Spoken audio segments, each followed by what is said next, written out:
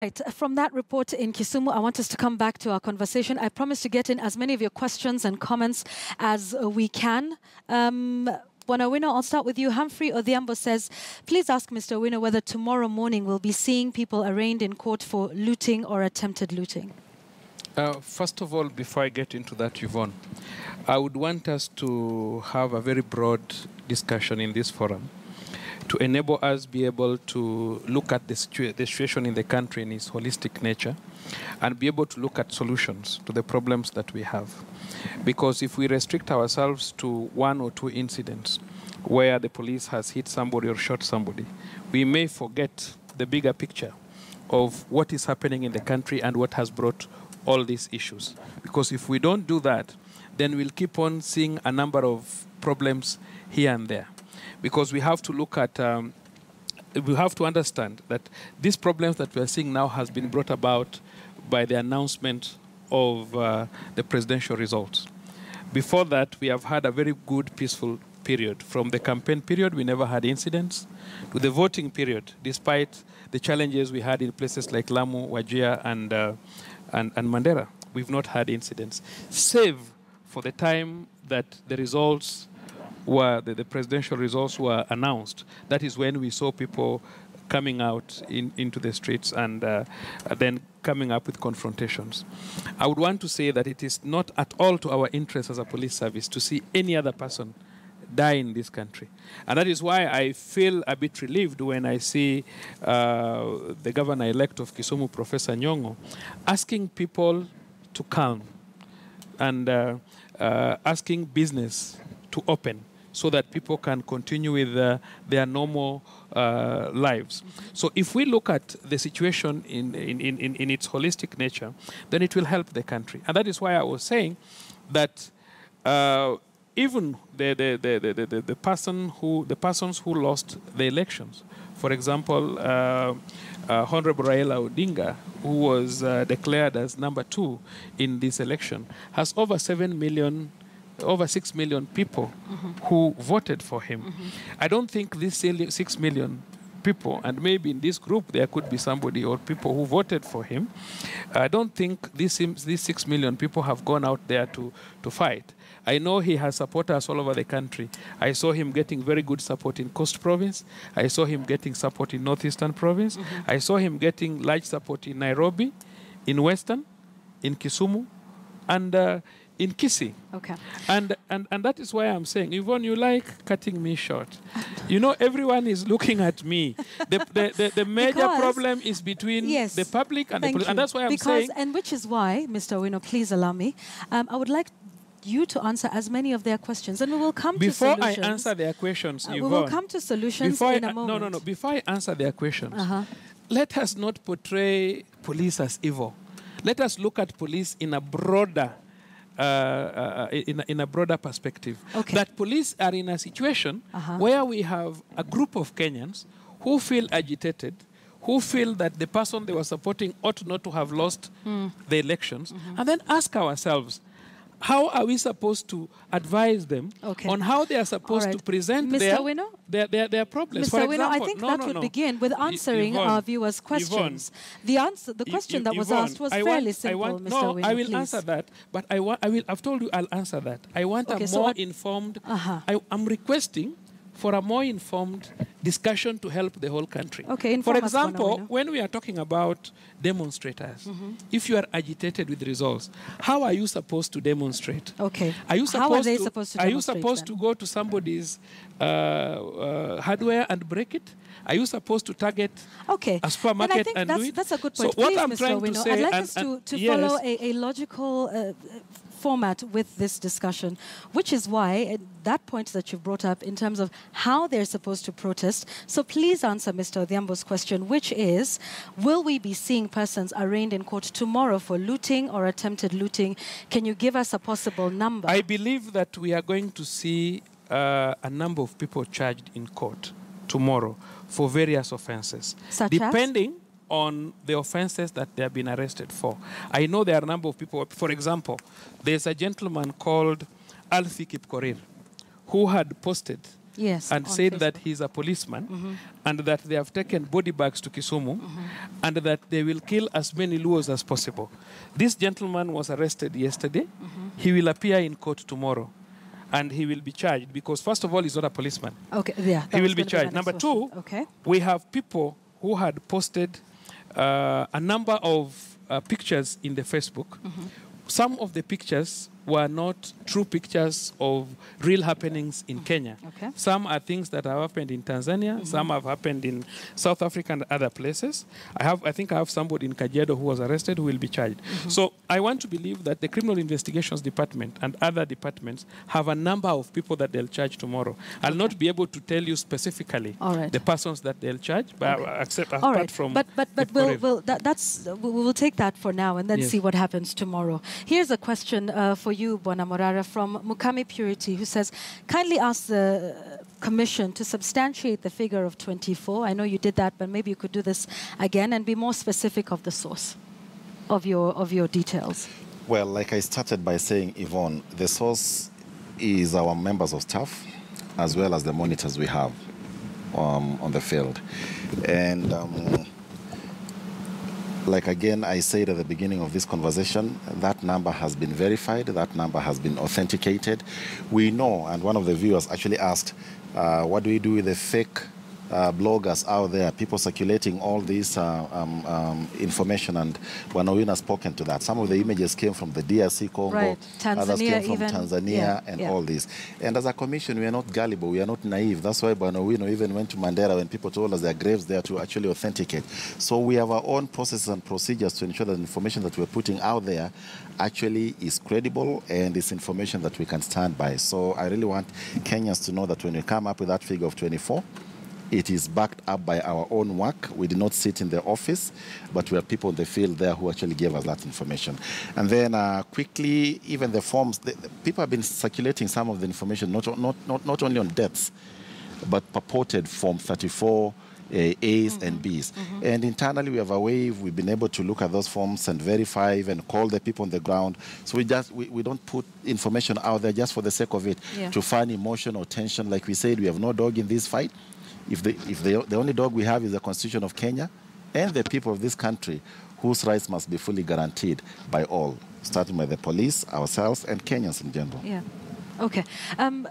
Bishop, I want to ask you this question, but I think it's time for us to release our viewers on our KTN home channel. This conversation continues on our 24-hour news channel, so please join us there now as we continue. And I'm trying to make sure we answer as many questions that you have posed to us as possible. So it is at this point that we part ways with our home channel for normal programming or entertainment programming to carry on, but the news and the conversation continues here on KTN News. All right, Bishop, this was the question. So where are we now? What do we hope to see from our leaders, today, tomorrow, in the coming days? I think across the board here, we've all lauded the governor-elect for Kisumu for calling people back to work, back to calm. But, where do we move now? Because we're still waiting to hear what Raila Odinga will say on Tuesday, and many saying still on tenterhooks with respect to that. But what would you say we should be doing as the police, as citizens, as political leaders, as commissions, as government? Where should we be going from here? I think I'll give a story of a young man who approached a wise man. And in his hand, he had a butterfly. And he asked the wise man, is this butterfly dead or alive? And of course, the wise man knew, if I say it's dead, this young man is going to just release it and it will fly. If I say it's alive, he's just going to squeeze it. The answer to this nation is in our hands. Both the led and the leaders. What Professor Anyang' Nyong'o has just said has brought a lot of sense and peace, and people can go and sleep and wake up tomorrow to go along with their businesses. But again, here in Nairobi, we've had leaders who have urged the followers that tomorrow they should not go to work. I would like to say this to Kenya, that the politicians are the minority, a small number of, in fact, I'm told they're about 14,000, and we have 47 million Kenyans. Why should we mislead our nation? We need continuity, and there are institutions that are there that should look into any of our grievances. And we Kenyans, we are the ones who have set them up. For example, we are calling Professor Nyang' Nyong'o the governor-elect because he went to IEBC and picked his certificate. And he believes he is a governor-elect, and I believe it. Why shouldn't other leaders also receive the truth that they lost and not give Kenya a hard time? If there were some anomalies, then we have institutions that have been set, and the world is watching. Okay. The other day we had about 5,000 observers. Right. And they have given their report, and their report can be received or rejected. But I feel strongly the leaders have the answer in their hands. Okay. Is this nation going to burn, or are we going to have peace? It is up to us. All right. Bwana Morris, what effect do you think it has that we're waiting to see the way forward on Tuesday, and there's been the call to boycott, work tomorrow? I think just to reiterate that what the bishop has said is, spot on. Whether the bird is dead or alive, the only people who know that are us as Kenyans, not the wise man. So it's our decision to really decide, do we want a Kenya that will prosper in future or not? But about, what statement might come out on Tuesday, whichever it will come, I think it's an individual call. You have to think yourself. You have to really make a decision and say, first of all, I would say, as Kenyans, we need to be selfish. Yeah, because at the end of the day, it's your life, it's your career, it's your profession, it's your ambitions and goals, where you want to go. We cannot tie those ambitions and goals to political decisions and what politicians say. Okay. So we need to think outside the box and say, what do I want for myself as a person? And secondly, what do I want for a country that gives me the framework to achieve those goals? Okay. If we think that way, I wouldn't be worried about Tuesday. All right. Yeah. And we'll come back to you and just talk about post-election and that environment and how we start to respond and move forward. Bwana Wino, a couple of questions for you here. I'll just name them. Sebastian Mwanza, Unita Gengo, Oguna Bundeko, Alan Boya, Julius Tombo, Shazmania, and quite a number of others asking about that 6-month-old baby. And, that incident there, that's definitely quite, stirred a lot of emotion in the country. Could you tell us more about this incident and what the police is going to do about it, if at all? Have the police officers who are involved in this particular incident been identified? What's going to be done with respect to this First of all, I case? want to honestly say I'm not aware about the 6-month-old baby as at the time I'm seated here. So maybe if you can tell me about it. What do you know about it? Me, I don't know anything about it. So it's a 6-month-old baby. I'm not briefed, yes. You're not briefed yet? Yes. Okay, allow us to brief you here on KTN News. Yes. 6-month-old baby in Kisumu Yes. Was alleged to have been clobbered on the head with a rungu during one of the altercations with the police. The baby is in ICU. There's reports now, I cannot confirm, but there's reports that that baby may have died this evening. However, the baby was in the ICU, and this is something I'm surprised that you wouldn't have heard about this incident. I want to hypothesize. No person is allowed to take the life of another unlawfully. And more so, it would be more sickening to find that a person has clobbered a 6-month-old child. Because that child certainly wasn't protesting. It would be a very serious issue, and therefore the circumstances into this have to be looked into. I would also want to remind Kenyans of one thing, that as a police service, every police officer takes responsibility of his individual action, because police officers are well trained, and that at every time police officers act in a manner that they are not able to consult their bosses or consult their books. So you must know clear circumstances when you are supposed to be justifiably use your firearm or take any action.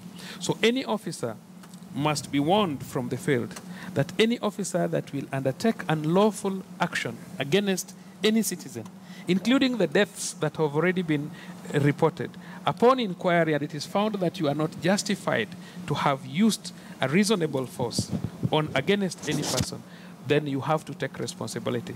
You would be charged for that particular offense. So but more importantly, I want to state that it is important for this forum, and more so to be heard from Mr. Morara and Mr. Amolo, that you need to tell Kenyans in this forum the circumstances under which, because constitutionally they are authorized to picket, they are authorized to demonstrate, and they are authorized to assemble.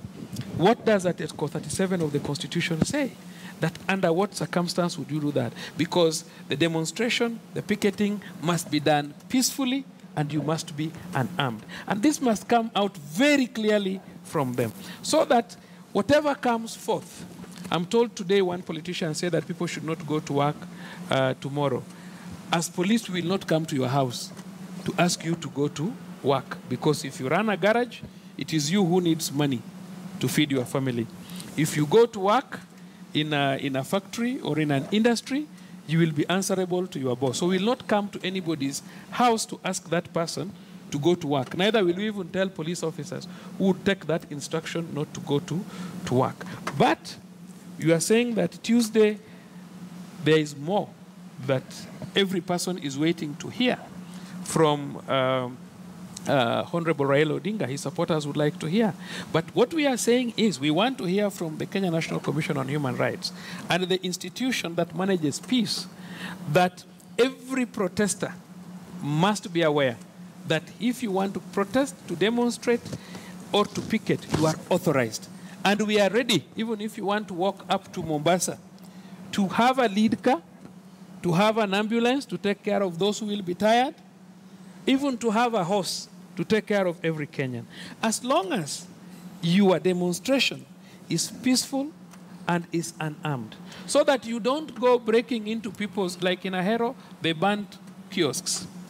You go breaking into a supermarket. You go breaking into somebody's hardware. It's not fair. Or you go burning your own road, which will have potholes tomorrow, and government is going to spend money. I think that is what I have. Okay. And I want to hear it from Morara and his team. All right, before we go to Bwana Morara, I would really like a commitment from you, Bwana Owino, into the case of that 6-month-old baby, because you've said you've not been briefed on that. But can you get a briefing on that? And can you perhaps and I've told you, come to us? Can you make a commitment here on Kivimbi 2017? The issue is not a commitment. I have a responsibility. I swore to the office that I sit in and what I do as a policeman, that I'm there to protect the lives and properties of every Kenyan. And I've said that every police officer take responsibility of his action as an individual. Okay. The police officers we have sent to Kisumu, to Mombasa, to Kakamega, to Nairobi, they are under clear instructions that they must act within the law. They must be responsive accordingly. And if anybody loses his life and it is found out that somebody lost his life unjustifiably, then that officer will take responsibility. Right. For the case of the 6-month-old baby, as alleged, that is outrageous. If it is true that a policeman clobbered a 6-month-old baby, then the policeman must take responsibility. Okay, and you promise... He must take responsibility. There's no two-way about it. That's all right, Mr. Owino. Yes. All I'm asking is, will we possibly get an answer from you? And can you commit to at least finding out what happened, investigating it, and coming back to the Kenyan public to say... How many times do you want me to commit myself? Please say you will. Or I speak in mother tongue, because I'm a Luo. You want me to tell Luos in Kisumu in Mr. Owino, this is not about Luos. Kenyans from all over the country are asking about the 6-month-old baby.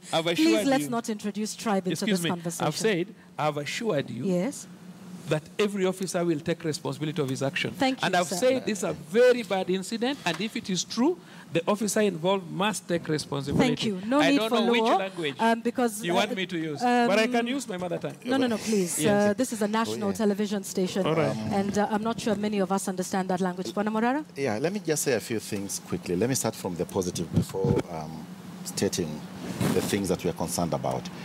Bwana Win and everybody in this forum, and Kenyans by and large know that from 2007, 2013, and even 2017, every time before the election, Kenyans come out in big numbers, they line up, the police provide security, they do everything, and that is perfectly okay.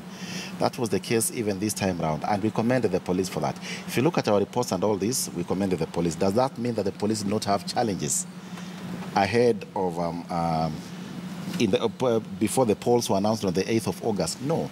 The police had serious challenges. They had riotous mobs. They had actually people during the campaigns. People went completely outside the confines of what you'd call reasonable behavior of citizens.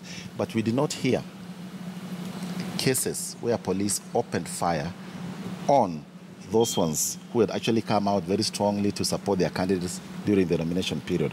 But now, you'll understand and you'll agree with me that there is the issue of proportionality. I was telling Bishop before we came on set that in Kisumu and other places, what I've been seeing are people armed with stones and sticks and all that. The only person who had divine intervention when they carried their stone and a sling was David.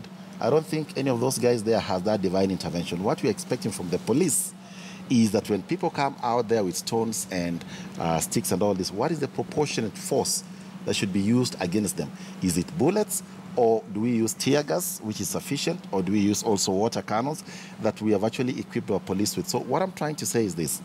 There have been cases of excessive use of police, including that case of the 6-month-old baby where we are told police officers went into the house, fished the mother out, and then that confrontation ensued. And we've also had clips from various parts of the country where we can see actually police trying to break into houses and pulling people out. We are not saying that that is the image of the police. Indeed, we are saying there are those police officers that you constantly tell us, the rogue officers, for whom precisely the IPOA was formed. Because if the police were without a fault, we wouldn't have any need of bodies like IPOA. So there is a clear element of accountability, and I want to agree with you. Those ones who will actually be found to have committed any action that's against the law, then action will be taken against them. And I hope it will be faster than the current case whereby there is no effective collaboration between IPOA, the police, and the ODPP, and we don't get convictions, and then this becomes more or less an institutionalized kind of response from the police. I think Morara has not told Kenyans anything I requested him to tell Kenyans. Which is? That how are they supposed to behave? But no, we know you know. In a demonstration. You know our because, office. Excuse me. Yes. No, let me respond. You sit in a constitutional, excuse me, you sit in a constitutional office. Yes, and you asked me a question. Let me respond. Me? And we are here to make peace in this country. Absolutely. Okay. We are not here to incite Kenyans against the police. All right, so Bonawino, let him answer your question, Bonawino. Let me respond. So, respond I to agree that. with you that Article 37 of the Constitution has not been suspended, and that's why our office and your office has been working very closely, and I hope we conclude this soon. Can it come from your mouth? Yes, we are developing. Can you tell Kenyans what it says? I'm telling Kenyans, yes, you can demonstrate peacefully and unarmed. I'm not the one telling them. That's what the Constitution is actually saying. I'm just re-emphasizing it. Now I want them to hear it from you. Well, I've already done that, but all I'm saying is this. Ourselves and yourselves have a duty like we've been trying to do. Let's develop the guidelines for managing peaceful assemblies. And if once we do that, then everybody knows that you are free to picket and demonstrate, but within these boundaries. And I really hope that from this conversation, that your office, the Office of the Inspector General of Police, and our office will move with speed and conclude the guidelines that we've been developing so that everybody is clear. When you say about Article 37, freedom to peacefully demonstrate and picket, these are the guidelines. For now, we don't have that, and I think we'll work together to conclude that process. And I mean, just to add to that, because Bonawino challenged us whether the public that we work with know that. I think it's important to understand that as peace workers, we know peace is not just a word. It's not even just about sitting down and talking. It's about putting in place the necessary infrastructure to enable people live within a certain agreeable domain. And everybody knows the importance of law and order in achieving that peace. And I think most people, community members know that, I have these rights, but those rights come with responsibility. That is not, a secret. They know it pretty well. They know that, if you break the law, you are disturbing somebody else's peace, and the law will take its course. What we are saying is that the institutions that we put in place to enable that peace to be sustainable must not be the ones that are compromising it through the actions that they take. We must be balanced in how we do things. If you are aggrieved, you are a protester, you must be able to know that you cannot go ahead and mess up with another person's peace. If you are actually the law enforcement agency, you must know the confines within which you are supposed to, enforce that law so that you don't go overboard. Otherwise, talking about peace and let's be peaceful and that, it just doesn't happen that way. We need to do certain things to enable that peace to take place. You cannot have peace when a section of the community is so angry and complaining and whatever. You need to actually be able to listen to each other and say, okay, what is happening? How do we move forward this? And just, if you want to go back to a question you asked Ali about why is it that every election these things are happening? Mm-hmm. We need to remember that we have some structural challenges as a country, which will take time to fix. So that some of these things, election only becomes a trigger to some of those, issues. We have issues around poverty, which is huge. It will take time. We have issues about communities that are feeling, some level of collective trauma from some historically, perceived injustices. We have stories about, marginalization and this fight and belief that perhaps if we access power, things could change. Mm-hmm. There are all these, things that come into play. And as a country, we need to deal with those particular things. Any efforts that we put in place during election period are just efforts to make sure that those structural challenges do not trigger violence, among us. So, and we need to know, all players that are in this field, we need to remember that we are supposed to work towards making sure that the different grievances are dealt with within law and within humanly acceptable, precincts. We must respect the dignity and sanctity of human life. All right. From what I hear from you is that the confines of the law apply to everybody. Right. Those who are protesting, those who are trying to keep the peace as they protest, but that the law applies to everybody. Right. Bishop, so where do we go from here? Because Maurice has articulated some of the issues, perhaps. I mean, there's been this underlying sense, there's certain communities in this country that feel that they don't belong, and like he says, that they feel that the only way to solve their issues is by access to power. You talked of a winner-takes-all system. However, there is devolution now, and people are starting to think, politics is local. So some people may vote for one person, for example, at the national level, but not the six-piece suit. And I think we saw that broken, in a number of places. So what sort of message should we be giving to people who, A, believe that access to power will help their communities get better, 2, to people who feel aggrieved by the system, who feel neglected by successive administrations in this country? How do we start to heal that divide so that an election comes and goes, and we would mourn the loss, yes, that the person I was supporting didn't win at whatever level, but are able to move on a little faster? Thank you, Yvonne. We have a very great nation. And we've come a long, long way. Going back to what I had said, that we should exercise the golden rule. The good book says, do unto others what you'd want them to do to you. Secondly, I would say this, that we need to understand rather than to be understood. Many conflicts arise when you insist that you must be understood, whereas you are not actually even taking time to listen to your partner. And this nation has a very bright future. No wonder who is who in the world, they are running here. And we have seen that in the recent past. the business community. Just the other day, Jack Ma, one of the biggest billionaires in the world, had come with a big group of billionaires.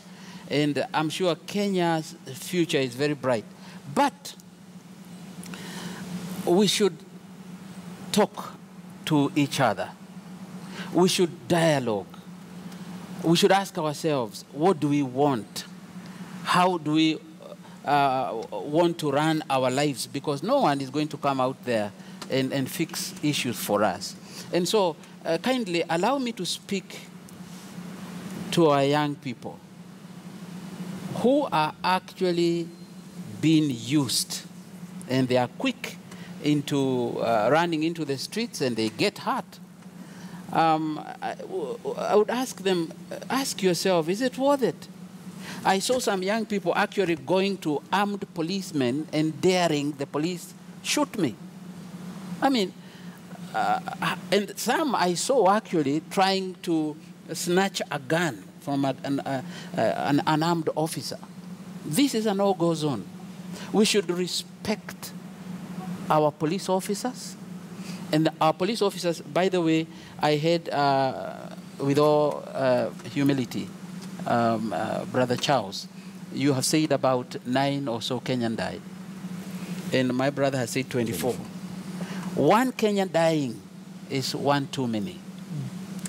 It's regrettable that this has happened, because really we should have a peaceful election, and we should coexist. We should create space for one another. We should love one another. And I think we have a lot of work to do after this. One, I would request that we think about healing. Some of us are in denial. We are hurting. And I think we didn't even heal from 2007. We need counseling, because what we saw 2007, 2008 was traumatizing. Are you and your team doing this exactly. At the moment? That is what, by the way, Interreligious Council of Kenya, we have what we call multi-sectoral forum, yes, where we've brought in stakeholders. And we've welcomed the police, we've welcomed the government, the judiciary, we've welcomed the business sector, the youth. So if someone wanted counseling, because I think I was on a WhatsApp group and a couple of people were saying, like, is there a place I can just go to speak and vent? And maybe that would give people an alternative and prevent them from actually going out into the street. Good question. So I'm asking you, Bishop, today, at least from the Multi-Sectoral Forum or any of the other organizations that you work with, where can someone tomorrow go for counseling, regardless of their religious affiliation? Correct. I would give you a particular place you can go tomorrow morning. That is Sitam. Valley Road. The Park University, that is Pan-African College, yes, University in Roysambu, they have an office there, and they have a counseling, and the counseling room, you just walk in. It's free services. Okay. I am a counselor by profession. Right. And if anyone needs somebody to listen to, please call me up. I'll be willing. The Interreligious Council of Kenya, we are actually coming up with a trauma project, because Kenyans are traumatized. The Westgate incident. Garissa, there's a number. Yeah. Did we really get healed? Right. The 2013 elections and the 2017, we are traumatized. Yeah. Are we healing? Good. So maybe we could get a list of some of these areas that people can go to for counseling for free. Yes. And we will work on something like that. I'll be very grateful to offer the services to Kenyans. Great. Okay. And the joy that I have is that actually when people walk in to seek for counseling, that is a number one step to their healing. Okay. And we should not be ashamed. I'm telling you, losing, we are traumatized. Even winning, there are people who, after they win, you wonder what happened to him or her, because they lose reason and they behave like they are Mr. Atlas, they own this world, and that is not true. When you have won, you become a servant master. Yeah. when we asked the presidential candidates to come to our prayer meeting, we gave them a towel as a token. We told them, just in case you win, please take this as a memorial that you're not a boss. And we got it from the scriptures where Jesus took a towel and washed the disciples' feet. Of his disciples. Okay. That is interesting. Bonawino, you said Bonakipchirchir has been arrested? I'm just asking you to refresh our memory. When? Yesterday. Yesterday? Yeah. 5 hours ago, yes. There is a post on his Facebook page, and I'm looking at it now. I won't read you the full details. So either he's posting from within the confines of the police, or somebody else is manning his account. 5 hours ago, the location is Kisumu. It says, now you see the massacre I was talking about. Tuesday is that day. Ready, ready. I will not read the rest of it because it is extremely inflammatory and is likely to anger a number of our viewers. But he's still posting, or his Facebook page is still active, and he's still saying a number of things. He's posted a picture of him, and he calls himself his crew at Kisumu Sunset Hotel. This is 5 hours ago. How is he still posting, or how his account is still active at this time? I would not be able to answer that unless the persons who have him in custody explain to us. Either he's in custody or he was released on bond. I'm not aware. But why is his page still active? Is there something that the police can't do about it? I don't know about that. When I leave this place, I'll be able to. Okay, and I'm sure somebody somewhere must be listening to this conversation. Yes, and I'm sure even before I leave here, somebody must have gone further to find out. Yes, because even 12 hours ago, he was... It's okay. It's good. There's a picture about him. It's a picture of him, actually. Breakfast before patrolling this. Oh, gosh. I will not even read the rest of it because it's extremely inflammatory. But please, Bonawino, do something about this account, even if it means getting it deactivated right now. It's okay. Okay. And confirm to us whether he's out on bond. Let me ask you another question from our viewers. Yes. Roland Deshane and Bernard Chiari asking why the police is not... please ask Mr. Owino why the police is not outfitted with rubber bullets, or if they are, why they're not using them. One, we use rubber bullets in a number of cases. But in every situation where we have what we call a riot party, when you are going to disperse persons who are rioters, because not all cases of demonstrations are rioters. There are times when you term them to be rioters. And when they become rioters, in that group, the riot,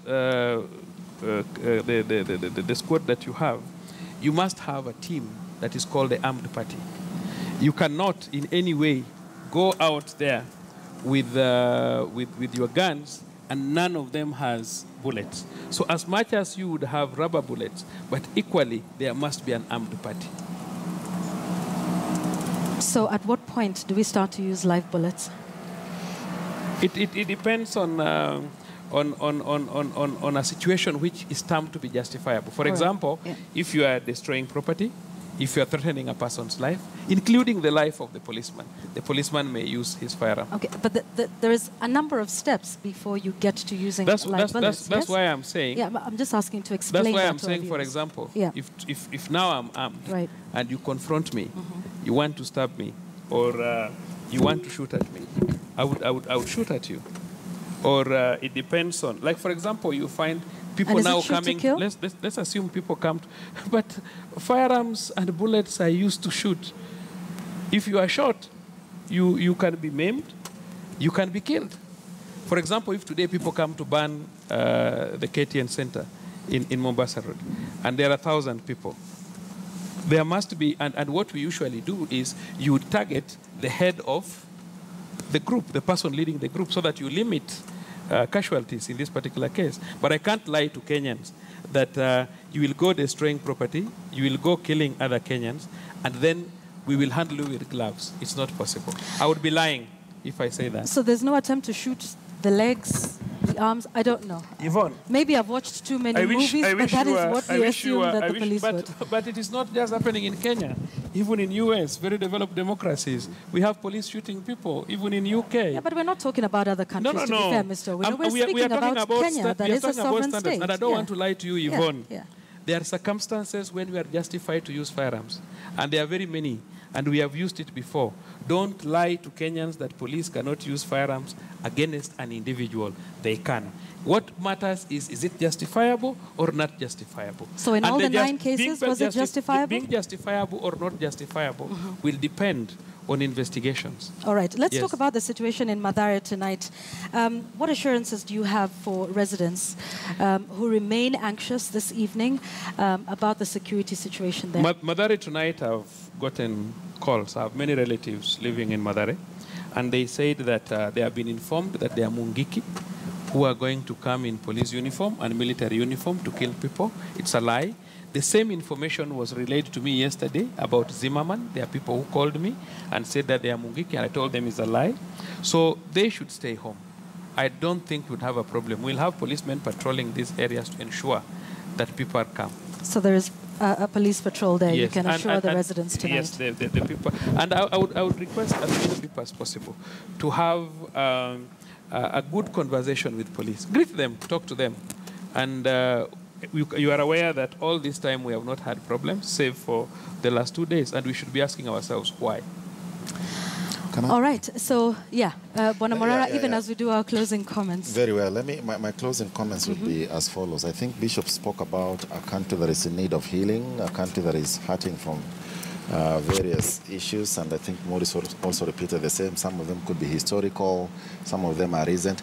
I think we have a framework as a country, and we invested a lot of money into that framework. It's called the TJRC, the Truth, Justice and Reconciliation process, which came up with a report, and I really hope that we take that framework to really start healing as a country. It's something that I don't think the politicians have paid attention to.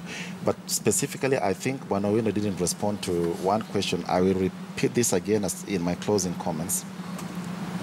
I'm glad you're talking about that cyber criminal. That cyber criminal should be arrested. But Yvonne is telling us the same cyber criminal must be posting from somewhere, hence presenting as a phenomenon of people who are masquerading as police officers, Aliwa Kayole, Hersi, and all this, and posting very disturbing posts that they would actually then follow up with almost what they said they threatened. They post and then they follow up the threats in their post. But I would want to say that what I would really urge the police more, as a commission, there is no way we'll defend looters and rioters and all those other mobs. We can't.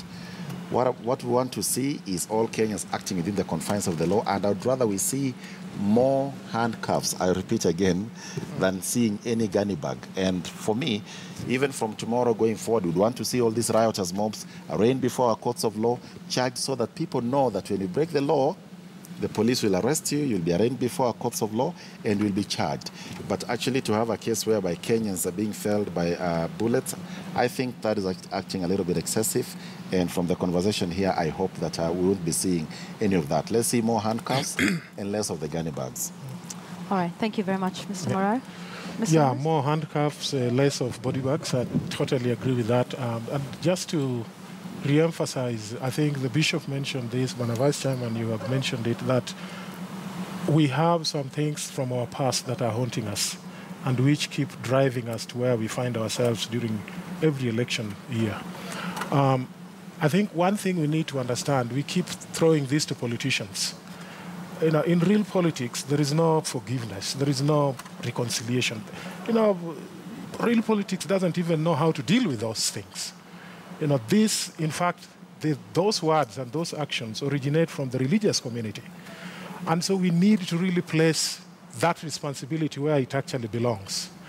Because, you know, if there are conflicts in Kibra between two ethnic groups, what the government will most probably do is ask Mr. Wino to go and put a police post there and make those people live with their differences. They will not help you resolve those differences. And I want to challenge the religious community that you should take a more robust action, a more proactive action to begin to deal with those, you know, things which are haunting us from the past. Begin the process of reconciliation and forgiveness. We cannot leave that to the government because it won't happen. They don't even have the capacity to deal with that. Thank you. All right, thanks. Bishop? I would appeal to all Kenyans to think about each other. We are a family, and we are in a ship sailing to a place called Safe Haven. And if some of us would think of poking holes in the ship, we are all going to sink. And we need to think about posterity. Think about the children who are watching this through social media. They are watching terrible acts through screens because all of us, we are having telephones and all that. We should have a philosophy that we want to leave this place a better place than we found it. How are we going to do that? Let us accept one another. Talk to one another. Let us think about one another. Understand one another. Because I believe every one of us, the politicians are having their own hard time.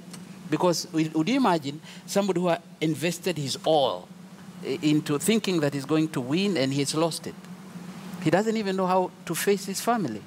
So we should extend olive branches to all of us.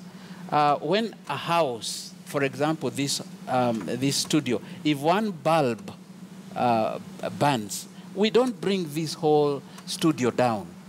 We replace the bulb, and life continues. So are we going to ban Kenya? No.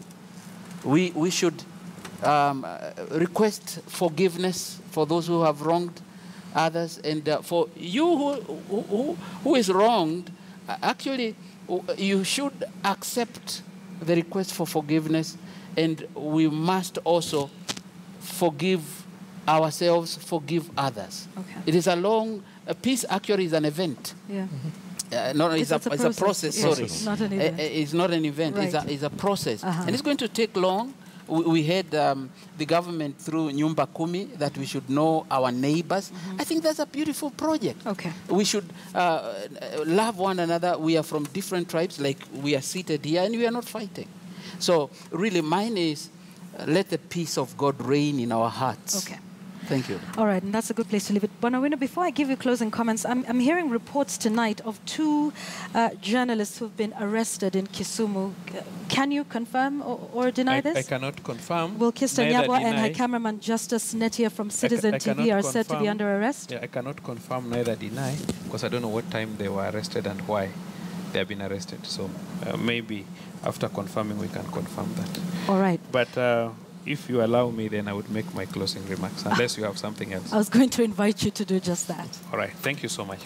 I must say from where I sit that let us stop as a Kenyan community from being dishonest and naive with ourselves. We have situations and real situations with us. And let us stop lip service.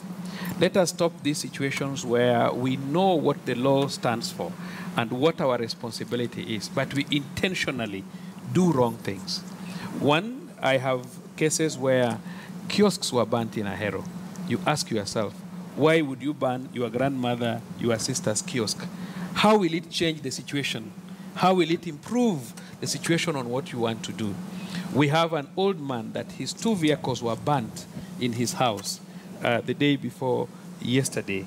We have the wall of the breweries in Kisumu brought down. We have the new road which has just been done. People are lighting bonfire. And what it means tomorrow, we are going to get potholes. How does this translate into the disagreements that could have arisen out of the announcement of the presidential results? I'm therefore saying that as a country, we need our country. We need to be together. But I would also want not to lie to any Kenyan, that as a police service, we have a duty to protect lives and properties of others. As the bishop put it, do to others what you would want them to do to you. Don't do to others what you don't want them to do to you and expect a better result out of it. My brother Maurice talked about real politics. I would want to tell you that in politics, there are no permanent enemies and no permanent friends. You can only disagree at a moment. But tomorrow, you'll find people who are not together this year being together the following year. Point that is very practical. In 2007, we did not have President Uhuru Kenyatta, and his deputy on one side. They were in different sides. Today they are on one side. And equally, we did not have Honorable Kalonzo Musyoka and Raila Odinga on the same side. They were in different sides. So I'm saying that the country is more important than all of us. Don't do wrong things and then use excuses to be disobedient to your security services. Let us respect ourselves. Let's move forward as a country. And where there are problems, we are lucky that in 2010 we got a new constitution. And the constitution we got, the promulgation of that constitution in 2010 was as a result of what happened in 2007, 2008. It was said that swearing in happened at night. We now have an opportunity that after the declaration of the presidential results, we have 7 days for a team to go to court, and after that, the Supreme Court also has another 7 days. Okay. It is not my duty to lecture Kenyans on what they are supposed to do, but please don't break the law. Okay. Start by respecting the sixth schedule of the National Police Service Act. All right, and I think that is a good place to leave our conversation, but respect the law. I think that is something for everyone that we can all agree on this evening, yes? Respect the law for everybody, from politicians to police, to Kenyans. To Kenyans. Okay, I think on that we can agree. But I don't want to leave you tonight without giving you some good news, eh? Kenyan Elijah Motonei Manangoe has won the gold medal in the 1,500-meter race ahead of compatriot Timothy Cheruiyot, who won silver in the race which ended a short while ago. Earlier on, Kenyan Helen Obiri won the women's 5,000-meter gold medal at the World IAAF Championships in London. This now puts Kenya in second place in the table standings, behind the United States. So that is some good news for us here as Kenyans to end with this evening. And of course, I just want to remind you that Bwana Owino has assured us of security for those in Mathare. We've been receiving a lot of distress calls this evening, even as we're having the conversation. Bwana Owino reiterates that the fact that Mungiki, the allegations that it's not true, that he was there yesterday also, and that there is police patrolling the area. So we thank you very much for that. And I'm going to Mathare now. Oh, okay. And Bwana Owino is going... Mathare now. Okay, do we want to say that? Yes. Okay, Bwana Owino is going to Mathare now to just make sure that everything is A1. So I hope that gives you some assurances this evening to rest and